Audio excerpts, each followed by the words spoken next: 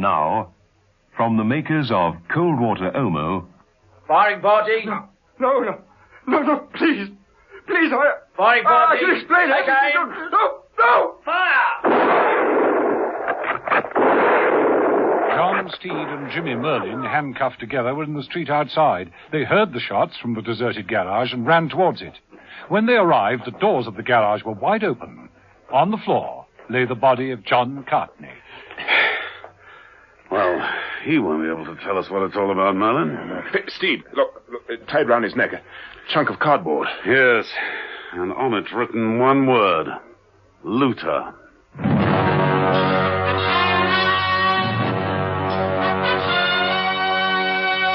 The Avengers.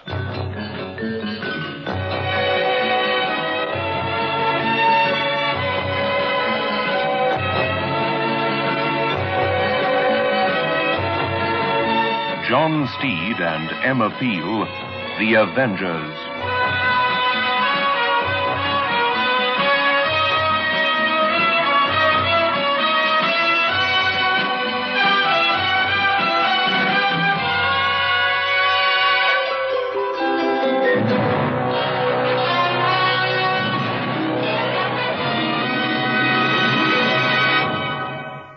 Once an Omo user, always an Omo user, because it gets out the worst dirt and stains.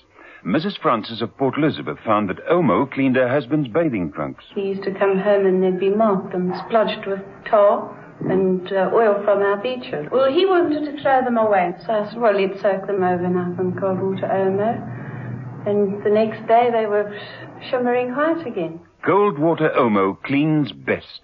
Over 1 million South African housewives have proved it. What's in the Ward's ice cream freezer today? I say, wow wafer. Wonder what's inside. Wow! Creamy strawberry and vanilla ice stuck together with munchy wafers. Ward's wow wafer. Wow!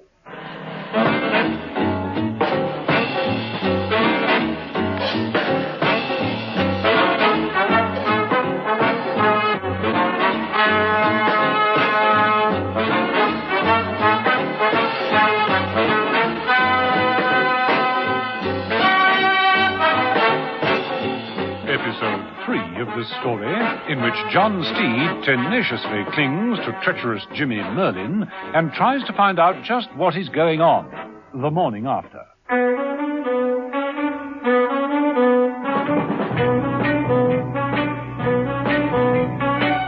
The effects of the sleeping gas wore off as the morning wore on. But John Steed still couldn't make sense of what was happening in the market town of St. Catherine's. He'd found the whole place quite deserted, apart from the sounds of marching feet and one elusive radio van.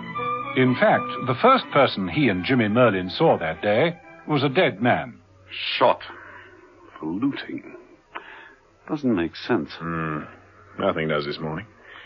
Mind you, I was sorely tempted back there in the bank. That the reason you tried to jump me and get away, Merlin? The sight of that open safe? Not really, Steed. I play for far bigger stakes than can be held in a town bank.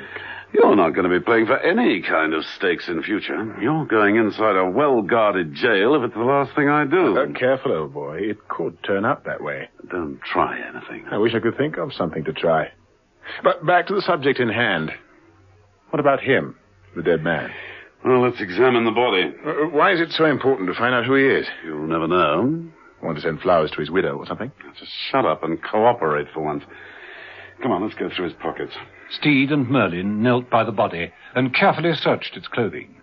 Steed found a wallet.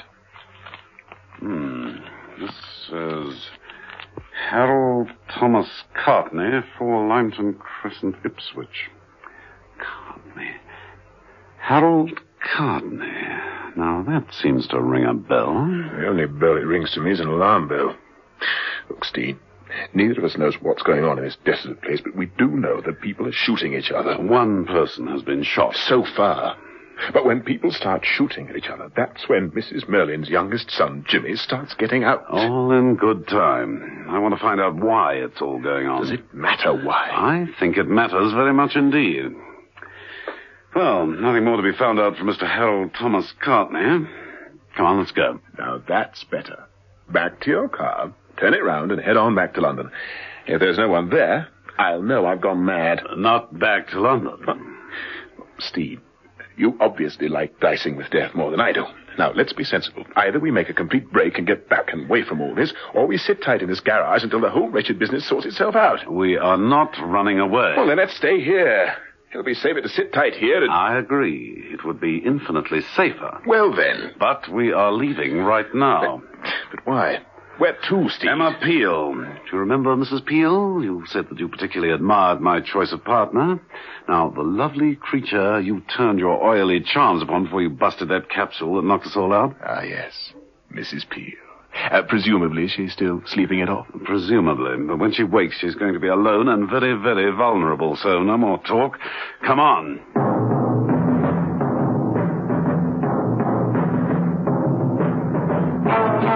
Steed dragged the protesting Merlin from the garage and into the silent streets. While this was going on, a small squad of soldiers marched down a street on the other side of the town. At the head of them was Sergeant Hearn, the man in charge of the firing squad. He halted his men outside a large, imposing building. Halt! Sergeant Hearn made his way through a yard of parked army trucks, passing a plaque that read Eastern Hemisphere Trade Commission, and pushing open a door that bore the symbol of the skull and crossbones and a warning of radioactivity. He made his way down to a deep cellar. The normally dim, dank steps were illuminated by brilliant lights. A collection of about half a dozen army officers and warrant officers, all wearing protective clothing, gathered round a focal point at the far end of the cellar. They were working on a gleaming mass of scientific apparatus. Let me see those equations. Yes, sir. The brigadier, standing in a position of prominence befitting his authority, studied the clipboard that was handed to him. Major Parsons, standing stiffly at his side, noticed Hearn descending the steps. He moved over to him. Well, Sergeant? All quiet on top, sir. Good, good. Any problems? One, sir. A report. Was it serious? What occurred? Oh, don't worry, sir. We dealt with him. No fuss, sir. What's this? What's wrong? Sir, Sergeant Hearn, we ran into a spot of bother up top, sir. Report, Sergeant. Sir, while carrying out a street surveillance, we ran across an unauthorized person in the area. I arrested him and summarily dealt with him according to my orders, sir. I shot him as a looter. Who was he? Sir? It was the man you shot. Didn't you get his identity? Well, no, sir. Well, then do so! Yes, sir. Right away, Sergeant, right away. Sir. Nobody stayed on in this area without good reason. I want to know why and who. The supplies to everyone found up top. See that order is carried out, Major. At once.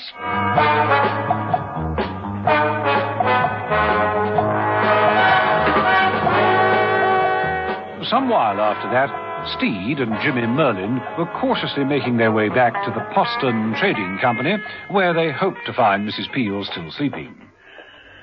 Nothing so far. Yeah, got to be careful.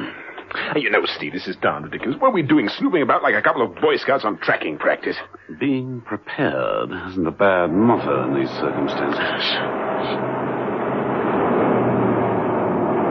wonder who this can be. It was Sergeant Hearn on his way back to the garage. Quick, up the steps into the bank. Steed and Merlin scuttled up the steps of the bank they had previously visited. Inside, they made their way to the rear door. Too bad.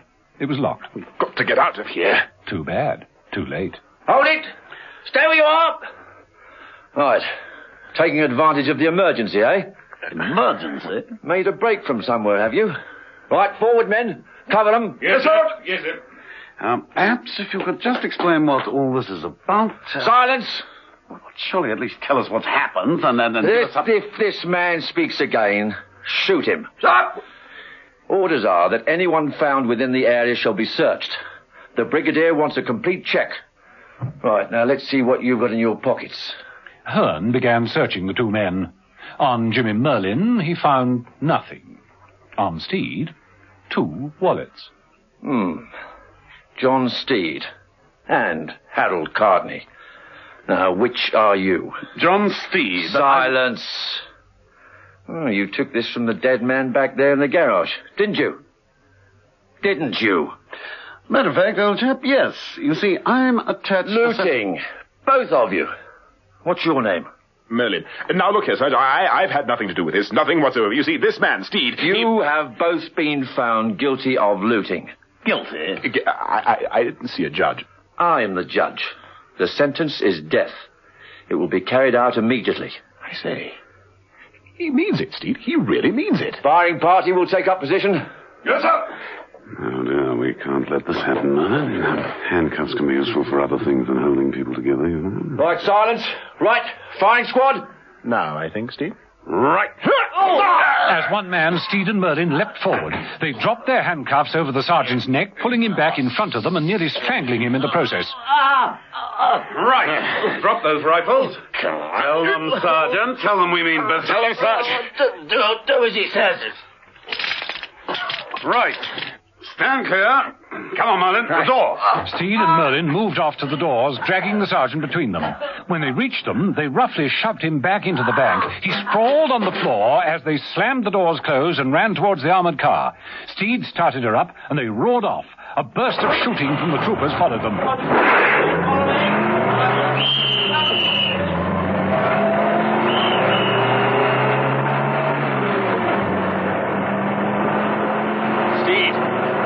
For pity's sake, let's get out of here. We can make it easily enough. Those men were trying to kill us. But they didn't. I don't find that encouraging. Well, Steve, let me off the hook. Undo these blasted handcuffs and let me take my chance alone. Wouldn't hear of it, my dear chap. They're after us. I'm too young to die. You're over 21. If I were over 80, I'd feel the same. Steve, where are we going? We're sneaking back. Sneaking back? Give me 3 good reasons why. 1, Mrs. Peel is still there. 2, I want to know what's going on. I said 3 reasons. And 3rd one? A terribly obstinate man. How's that? It's not good enough.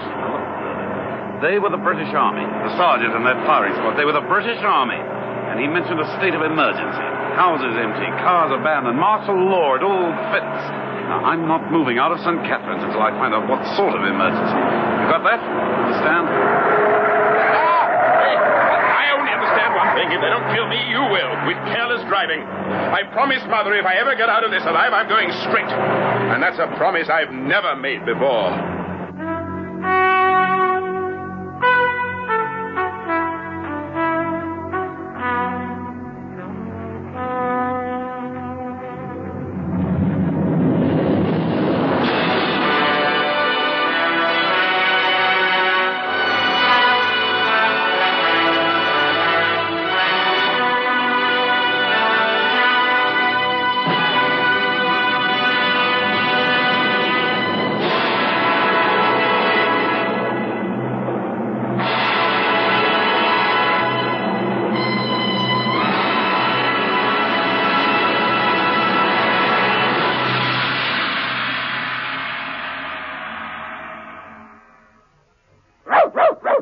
Your dog gives you a lot of pleasure. Now here's something you must do for him. Give him all new Procos health food for dogs. It's complete. New Procos contains all the energy-giving vitamins and protein a healthy dog needs. So with New Procos, you need feed him nothing else. New Procos health food is all he needs. Care for your dog. Give him New Procos health food for dogs. It's complete, and he'll love it. There's no dirt that can stand up to the cleaning power of cold water Omo. If you use cold water, Omo comes out very, very easily indeed. Says Mrs. Sutherland of the Inniken. Once an Omo user, always an Omo user. It cleans best.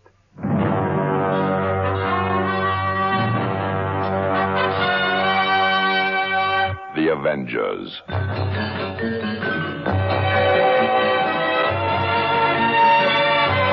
Listen every evening, Monday to Friday, to John Steed and Emma Peel, The Avengers. Brought to you by the makers of Cold Water Omo.